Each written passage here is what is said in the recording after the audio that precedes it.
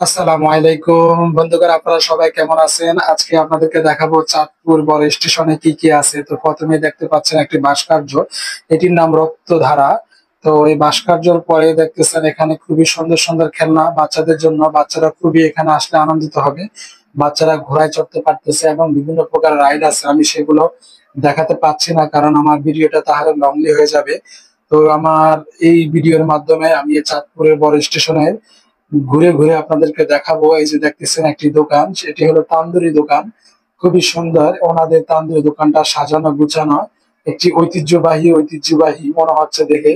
আসলে আপনারা দেখতে দেখতে পাচ্ছেন। তো আমি এখন তান্দুরি চা খাবো। তো আমার খুবই পছন্দ তান্দুরি চা, আমি আগেও একবার খেয়েছি।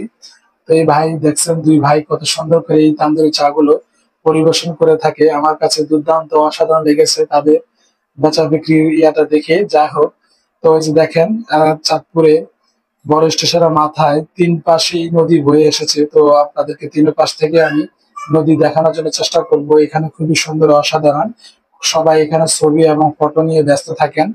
তো এখানে যারা ট্রলারে উঠতেছেন, নৌকায় উঠতেছেন, ওনারা যাচ্ছেন, একটি মিনি কক্সবাজার হয়েছে। আপনারা আগে হয়তো জেনেছেন চাঁদপুরে একটি মিনি কক্সবাজার আছে। তো ওনারা ওইদিকে চলে যাচ্ছেন মিনি কক্সবাজার দেখার জন্য।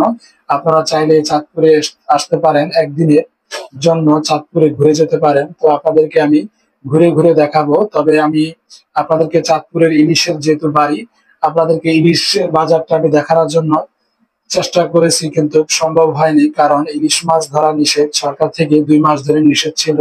তাই ইলিশ তারা দেখাতে পারেনি বাজাররা। তো আমিও আপনাদেরকে ভিডিওটি দেখাতে পারিনি। যাই হোক, এখানে আমি আপনাদেরকে নদীটা দেখাচ্ছি, খুবই সুন্দর অসাধারণ মনোরম পরিবেশ, খুব সুন্দর একটি ওয়েদার। আমি আরো কয়েকবার এখানে আসছি, কিন্তু আমি ওয়েদারটা খুবই আমার কাছে অসাধারণ দুর্দান্ত লেগেছে। সবসময় মনে হচ্ছে সবসময় ওয়েদারটা একই থাকে, কারণ এখানে গাছগাছালি আছেন তিন পাশে নদী। বন্দর এলাকায় দেখতে কিন্তু খুবই সুন্দর, খুব সুন্দর হাওয়া বাতাস। তো বন্ধুরা, আপনারা চাঁদপুরে আসবেন, ইলিশ খাবেন না তা কি করা হয়?